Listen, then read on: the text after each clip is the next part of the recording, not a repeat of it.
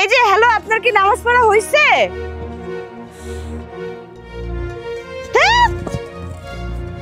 ওর আজকে উচিত শিক্ষা আমি দিয়েই থাকবো।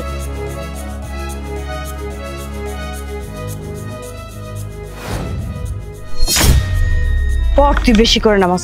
আজকে মনে হচ্ছে আমাকে হেঁটে হেঁটে ইন্টারভিউতে যাইতে হবে।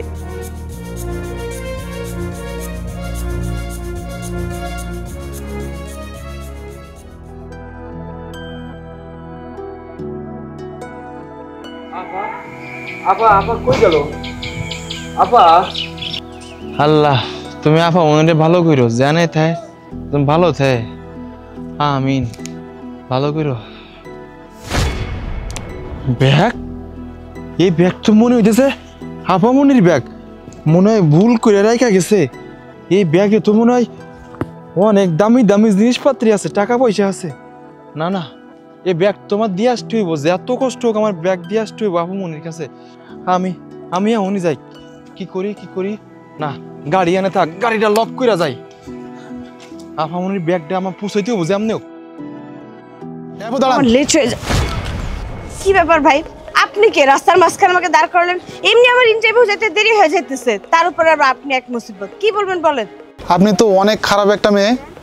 আপনারা আমি ওখান থেকে দেখলাম যে ওনার গায়ে আপনি পানি ফেলছেন, আবার এখানে এসে আপনি আমার সাথে খারাপ ব্যবহার করতেছেন। আমি তো জিজ্ঞাসা করছি, তাই না? আর আপনি যে কাজটা করছেন সেটা কি ঠিক করছেন? সেটা তো ভুল করছেন, তাই না? দেখুন, আমি কার সাথে কি করছি না করছি সেটা কি এখন আপনার কাছ থেকে শিখতে হবে নাকি? যার যেমন উচিত শিক্ষা তাকে তেমনই শিক্ষা দিয়েছি। সরেন তো সরেন, আমাকে যেতে দিন।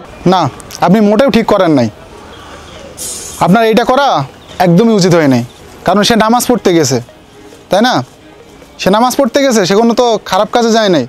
সে তো আপনারা রেখে কোনো টাইম ওয়েস্ট করে নাই, সে তো নামাজ পড়তে গেছে।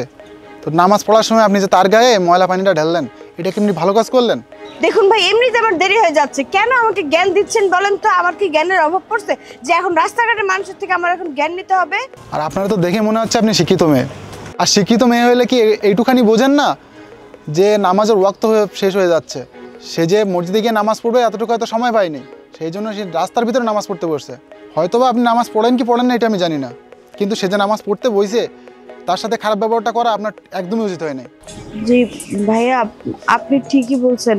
উনি নামাজ পড়তেছিল আর আমি ওনার গায়ে ময়লা পানি ঢেলে দিচ্ছি। রাগের মাথায় আমার মাথা ঠিক ছিল না। এদিকে ইন্টারভিউ দেরি হয়ে গেলে আমার চাকরিটাও হবে না। এর জন্যই আমি একজন নামাজি ব্যক্তির সাথে এই কাজটা করছি। আমার একদমই উচিত হয়নি। আমার ওই ভাইটাকে সরি বলা উচিত। শোনেন আপু, যে কাজটা আজকে আপনি করছেন আল্লাহ কিন্তু আপনাকে কখনোই মাফ করবে না। আপনি এখনই যান, গিয়ে ভাইটার কাছে মাপ চেয়ে নিন, আর নিজে নিজে তওবা করেন যে এমন কাজ আর অন্য কারোর সাথে আপনি করবেন না। আপা এই যে আপনার ব্যাগ, আপনি ভুল করে আমার রিকশায় ফেলে আসছিলেন। হ্যাঁ, এইটা তো আমারই ব্যাগ। দেখছেন আপু, সে যদি খারাপ মানুষ হইতো তাহলে কখনোই আপনার ব্যাগটা আপনার কাছে ফিরিয়ে দিতে আসতো না। সে একজন ভালো মানুষ, ভালো মনের মানুষ বলে আপনার ব্যাগটা আপনার কাছে ফিরিয়ে দিয়ে গেছে, আর আপনি তার সাথে খারাপ ব্যবহারটা করলেন। এটা কিন্তু আপনার উচিত হয়নি। আপনি একটা কাজ করেন, ওনার কাছে মাপ চেয়ে নেন আর নিজে তওবা করেন যে আপনি এমন কাজ কারোর সাথে করবেন না। ভাইয়া, আমি আপনার সাথে তখন খারাপ ব্যবহার করে ফেলেছি, যেটা করা আমার মোটেও উচিত হয়নি। এই ভাই যদি আমাকে না বোঝাতো তাহলে আমি বুঝতাম না। আসলে আমার রাগ উঠলে না আমার মাথা ঠিক থাকে না। আমি সবসময় আমার যখন রাগ উঠে আমি হাতের কাছে যা পাই তাই ভেঙে ফেলি। আজকে হাতের কাছে ওই যে ময়লার পানি ছিল, ওইটা আমি নামাজের সময় আপনার গায়ে ঢেলে দিছি। আপনি আমাকে ছোট বোন হিসাবে মাফ করে দিন ভাই। এদিকে আমার ইন্টারভিউ দেরি হয়ে যাচ্ছিল। ইন্টারভিউতে যদি আমি সময় মতো যেতে না পারি আমার জবটাও হবে না। তাই আমি আপনার সাথে এমন কাজটা করে ফেলেছি। ভাইয়া, আমি আপনাকে কথা দিচ্ছি, আজকের পর থেকে যে মানুষই হোক না কেন, রিক্সাওয়ালা বলেন, ফুচকাওয়ালা বলেন, অটোওয়ালা বলেন, কারোর সাথে আমি আর খারাপ ব্যবহার করব না।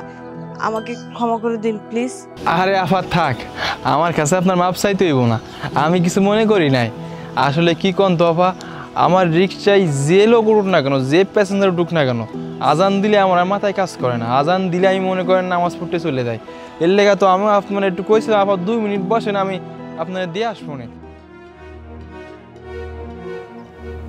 আপা আপনি 2 মিনিট বসেন, 2 মিনিট পরে আমি আপনাকে নিয়ে যাবো। হ্যাঁ, আরে আমার এমনিতেই সময় নাই। কি কাহিনী শুরু করছে রাস্তার মধ্যে? আরে উফরে, আমার দেরি হয়ে যাচ্ছে তো। কি করতেছেন এসব?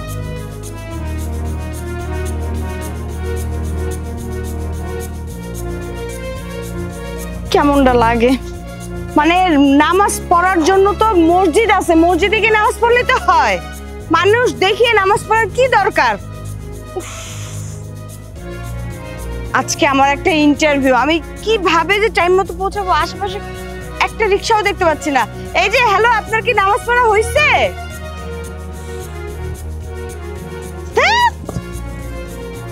ওর আজকে উচিত শিক্ষা আমি দিয়েই থাকবো।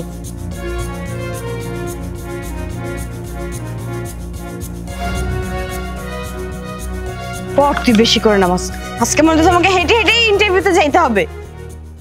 আপনি জানেন, আমি যখন নামাজ শেষ করে দেখি আপনি নাই, তখন আমার খুব খারাপ লাগছিল যে আপাটা হঠাৎ কোথায় গেল, তার গন্তব্য স্থানে আমি তাকে পৌঁছাতে পারলাম না। আপা কই যাবে না, লাস্টেও কি করবো, কারণ আল্লাহ তুমি আপারে ভালো করো, জানে আপা তাই আপা যেন ভালো থাকে। ফিরে যখন রিক্সায় উঠতে যায় তখন দিয়ে আপনার ব্যাগটা নিয়ে ফেলানো আছে, তখন তো আমি ভাবলাম যেভাবে হোক আপার এই ব্যাগটা আমি তো পৌঁছে দিতে হইব, এরপরে এই ব্যাগটা আপনি দিতে আইছে আর কি। আচ্ছা ঠিক আছে আপা, তাহলে আপনারা যান, আমি যাইতেছি। ভাই দাঁড়ান, কি আপা? এই যে আপনার ভাড়াটা নিয়ে যান। ভাড়া? বাবা আমার ভাড়াতে 40 টাকা, 10 টাকা ধরেন। ঠিক আছে, আসি। আসসালামু আলাইকুম, আল্লাহ আপনার ভালো করুন। দেখছেন আপু, আপনি ওনারে 10 টাকা বেশি দিয়েছেন, সেই টাকাটা উনি ফেরাই দিয়ে গেছে। তিনি কিন্তু হারাম খাওয়ার কোনো চিন্তা ভাবনাই করেনি। এভাবে মানুষের সাথে খারাপ ব্যবহার না করে ভালোভাবে চলেন, ভালো থাকবেন।